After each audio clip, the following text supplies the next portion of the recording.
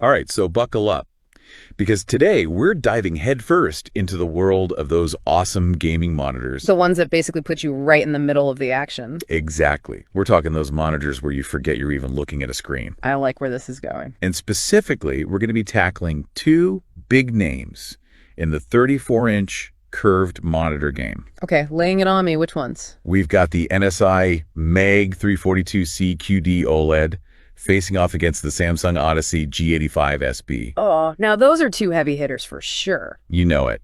And I'm guessing our listener out there is trying to figure out which one deserves their hard-earned cash. Makes sense. It's a tough choice. It really is. So we're going to break it all down, see what makes each of these monitors tick. That's good. I'm ready. Awesome. So first things first, right off the bat, both of these monitors have some seriously impressive stuff in common. Like what? Well, for starters, we're talking 34-inch screens, that ultra-wide 21.9 aspect ratio for total immersion. Can't beat that for feeling like you're part of the game world. Right. And then on top of that, they both rock a resolution of 3440 by 1440. So we're in UWQHD territory. Exactly. And honestly, for me, these specs are basically the sweet spot. How so? Well, you get the visual detail and clarity, but you're not killing your graphics card trying to push 4K. Yeah, good point. 3440 by 1440 strikes a nice balance between visual fidelity and performance. You know, you're actually hitting on something really important there. I think that's why this resolution is so popular right now. It just makes sense for a lot of gamer setups. Totally. And speaking of visuals, can we talk about the fact that both of these bad boys are rocking OLED panels? Oh man, that's where things get really interesting. Right. I mean, OLED for gaming. Perfect blacks, insane colors, ridiculous contrast. Yeah, you're not wrong to be hyped about OLED. It's a game changer. Like, it's not just a better picture, it's a completely different experience. I mean, you're definitely picking up on the excitement, and it's warranted, but... What? There's got to be a but here. I just want to add a little nuance to the OLED conversation. Okay, I'm listening. So, not all OLED panels are created equal, right? There are subtle differences in how they're made, the materials used, things like that. Hadn't really thought about that. And these variations can actually impact things like the risk of burn-in, how long the panel lasts, you know, the nitty-gritty details. Oh, okay. So it's not as simple as just saying OLED is OLED. There's more to it. Exactly. That's good to know. Yeah. I got to admit, though, with these monitors pushing 175 hertz refresh rates, I'm not too worried about burn-in. Yeah, I don't think you'll be staring at static images long enough for that to be a major concern. True. But speaking of speed, let's talk response times. Oh, you want to get into the numbers game, huh? Always. Especially when we're talking milliseconds here. All right, hit me with the stats. So the Samsung Odyssey comes out swinging with a blazing fast 0.03 meters response time. That's crazy fast. Right, while the MSI clocks in at a still very respectable 0.1 meters. So the question is, does that 0.07 meters difference actually matter? That's what I want to know. Yeah. Like in the real world, are we even going to notice that? It's easy to get caught up in spec sheets, for sure, but what really matters is the experience. Okay, so break it down for us. What does response time really mean when we're actually playing a game? Basically, it's how quickly a pixel on the screen can change from one color to another.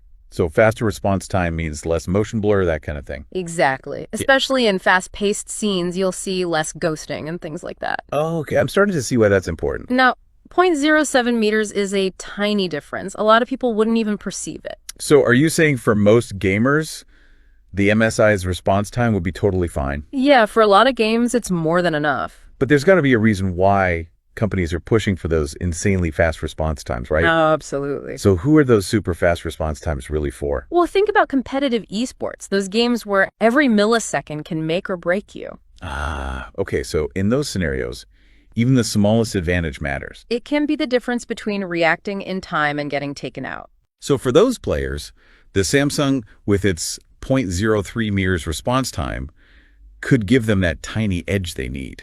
Exactly. In those situations, it's like having that extra split second to react, you know? Makes sense. Okay, so we've taught speed. Now let's shift gears to color accuracy. This is another big one.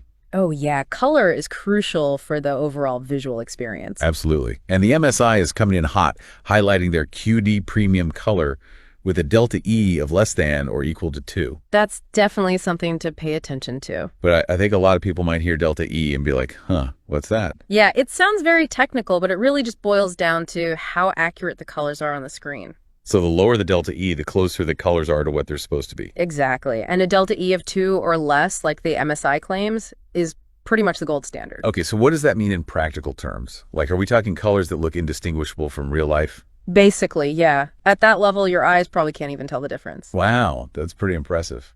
This level of color accuracy is really important for professionals who work with visuals, like graphic designers and photographers. Right, makes sense. But it's also great for anyone who just wants their games to look as good as possible, as true to the developer's vision as possible. That's a good point. So MSI is really going for the win in the color accuracy department. How does Samsung approach color in the Odyssey? Well, they don't actually list a specific delta E. Really? Interesting. Yeah, but they do talk about their neo-quantum processor, which sounds pretty high-tech. I was just going to ask about that. What is that exactly? Like, what does it even do? Think of it like the brain of the monitor, constantly analyzing and optimizing the picture. So it's using some kind of AI magic to make the colors look better? Pretty much. It uses machine learning to adjust things like color, brightness, and contrast on the fly. Ah, that's pretty cool. But how did that compare to what MSI is doing with the QD premium color and their specific delta E? That's where things get interesting. See, MSI is focusing on hitting a very specific target for color accuracy, something that can be measured and compared. Okay, so it's a more scientific approach. You could say that. Samsung, on the other hand, is using AI to try and create the best overall visual experience. So it might not be as focused on pure accuracy, but it's trying to make the picture as impactful as possible. Exactly. It's like comparing a perfectly recreated photograph to a painting that evokes a certain feeling or mood, Ah, I see what you're saying. So two different approaches to achieving amazing visuals. And both have their own merits. Okay, cool. So we've covered speed, color accuracy. Oh, but we can't forget HDR. Both monitors are rocking the VISA Display HDR True Black 400 certification. Can't talk about modern monitors without bringing up HDR. Right. But what does all that even mean? Like, for someone who's not a tech expert, how does HDR actually affect what they see on the screen? Well, HDR stands for High Dynamic Range, and it's all about expanding the range of colors and brightness. So basically, it makes the picture more realistic, more like what our eyes see in the real world. You got it. It's about adding depth, nuance, making those highlights brighter and those blacks deeper. Okay, I'm starting to get the picture, literally. So this VISA Display HDR True Black 400 certification is like a stamp of approval for good HDR performance. Exactly. It means these monitors meet certain standards for things like peak brightness and black levels. So we know they can deliver a solid HDR experience. But is HDR 400 like the best it gets? Or are there different levels of HDR? You're asking all the right questions. HDR isn't a one-size-fits-all thing. HDR 400 is a good starting point, especially with OLED. But there's more, right? Yep. There are higher certifications like HDR 600, 1000, even 1400 that push the boundaries even further. So those higher certifications would offer even brighter highlights, a wider range of colors, that kind of thing. Exactly. So it sounds like these monitors offer a great HDR experience, but maybe not the absolute pinnacle of what HDR can do. That's a fair assessment. Okay, so we've covered the core stuff. Resolution, refresh rate, response time, color, HDR. But now I want to talk about the bells and whistles, the extras. The stuff that really sets these monitors apart. You know it. What are those features that make these monitors more than just a screen? All right, well, that's where we start to see some real differences between the MSI and the Samsung. Ooh, lay it on me. Yeah. What does the Samsung have up its sleeve? Well, for starters, it has this thing called the Samsung Gaming Hub. Gaming Hub. That sounds intriguing. It's basically a built-in platform for streaming games, accessing services, even connecting consoles directly to the monitor. Wait, hold up. Are you telling me I could ditch my TV and just use this monitor for everything? It's definitely blurring the lines between a gaming monitor and a full-on entertainment system. I mean, that's pretty awesome if you're trying to save space or just streamline your setup. It's a pretty compelling proposition for a lot of people. Okay, I'm intrigued. Anything else the Samsung has that the MSI doesn't? Oh, yeah, there's more. They also have this thing called the Game Bar. Game Bar. Okay, now I'm really curious. It's basically a quick access menu that lets you adjust monitor settings on the fly right in the middle of a game. Oh, that's cool. So I don't have to dig through menus if I want to tweak something while I'm playing. Exactly. It gives you quick access to important settings without interrupting your game. I like that. What about the MSI? Does it have anything like that? It has its own on-screen display for settings, but it's not quite as streamlined or visually slick as Samsung's Game Bar. Got it. So Samsung is really pulling out all the stops with the extra features. Yeah, they're going for the whole package. And to top it all off, the Samsung also has this smart TV experience with streaming apps.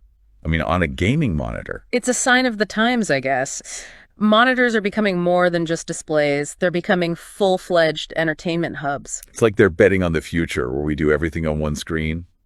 It's an interesting trend, that's for sure. Okay, one last thing before we move on. I noticed the Samsung has a USB-C port with power delivery, but the MSI doesn't. Yeah, that's a big one, especially for people who use laptops a lot. Right. Like me. It's so convenient to have one cable that does everything. Video, data, charging, the whole shebang. It's a game changer for sure. No more cable clutter, just plug and play. I love that. So the Samsung gets points for convenience and versatility. No doubt about it. Okay, I think we've laid a really solid foundation here. I'd say so. We've covered a lot of ground. We've explored the core specs, the cool features, the strengths of each monitor. So now the question is, how do they actually stack up against each other? That's the million-dollar question. Which one comes out on top? Well, to find out, you're going to have to stick with us for the next part of this deep dive. We'll be back after a short break to break it all down. Can't wait. This is getting good. Okay, so I think it's time to take a breath here and try to make sense of all this information. Yeah, we've thrown a lot of numbers and acronyms at you. I mean, specs are important, but at the end of the day, you want to know which monitor is right for you. Absolutely. It's about finding the perfect fit. So how do we even begin to make sense of all this? Where do we start? Well, I think the first step is to think about what you value most in a gaming monitor. Okay, so what are my priorities? Exactly. What are the things that are most important to you? Are we talking like speed, color accuracy, all those extra features? All of that. Are you the type of gamer who needs the absolute fastest response time? Or maybe someone who's really sensitive to color accuracy. Or maybe you want a monitor that can do it all. Gaming, streaming, even a bit of work on the side. Honestly, I'm kind of struggling with those priorities myself. How so? Well, part of me is like, give me that Samsung. That 0.03 meters response time is insane. I feel that speed is definitely tempting. But then the other part of me is drawn to that MSI and their dedication to color accuracy. Yeah, they're not messing around when it comes to color. It's like this battle between pure speed and artistic precision. And there's no right or wrong answer. It really comes down to your individual needs and preferences. Okay, so let's say I'm your friend and I come to you for advice. All right, I'm listening. What would you tell me? Which way would you nudge me? Well, knowing you, I'd probably start by asking what kind of games you usually play. That's a good question. Do you mainly stick to fast-paced shooters? Or do you prefer more immersive, story-driven games? Honestly, I dabble in a little bit of everything. So you like a good mix? Yeah, I enjoy the thrill of competition, but I also appreciate a beautifully crafted single-player experience. So you're looking for a monitor that can handle both? Ideally, yes. Well, in that case, I might lean towards recommending the Samsung. Really? Why is that? Well, for one, you mentioned being drawn to that super fast response time. Sure. And that can definitely give you an edge in those competitive moments, those split-second decisions. Okay, I see your point. Plus, with all the extra features, the gaming hub, the smart TV stuff, you're getting more than just a gaming monitor. It's like an all-in-one entertainment system. Exactly. So you're not limited to just gaming. You can stream movies, connect your laptop, whatever you need. That's a good point. You're making a strong case for the Samsung. But that doesn't mean the MSI is a bad choice by any means. Right. It's still a fantastic monitor. Absolutely. In fact, there are some people I'd definitely recommend the MSI to. Like who? Well, anyone who puts color accuracy above everything else, for example. So graphic designers, photographers, people like that. Exactly. Or even just gamers who really appreciate those subtle details, those perfectly rendered colors. Okay, that makes sense. That QD premium color technology is no joke. It's all about delivering the most accurate, true-to-life colors possible. Precisely. So if that's your top priority, the MSI is a great choice. So we've got the speed demon on one side, the color purist on the other. And then there are people like you, somewhere in between. Trying to find that sweet spot. And that's the beauty of it. There's a monitor out there for everyone. I love that. Okay, so let's bring it back to our listener who's actually trying to make this decision. What advice would you give them? Well, first off, I'd say don't get too caught up in the numbers game. Yeah, the specs are just one piece of the puzzle.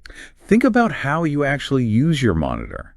What features are important to you? Are you a competitive gamer who needs every millisecond? Or are you more about the visual experience, those breathtaking colors? Once you figure out your priorities, the decision becomes a lot easier. And honestly, with both of these monitors, you're getting a top-of-the-line experience. You really can't go wrong either way. Okay, but now I want to shift gears a bit. Oh, where are we going?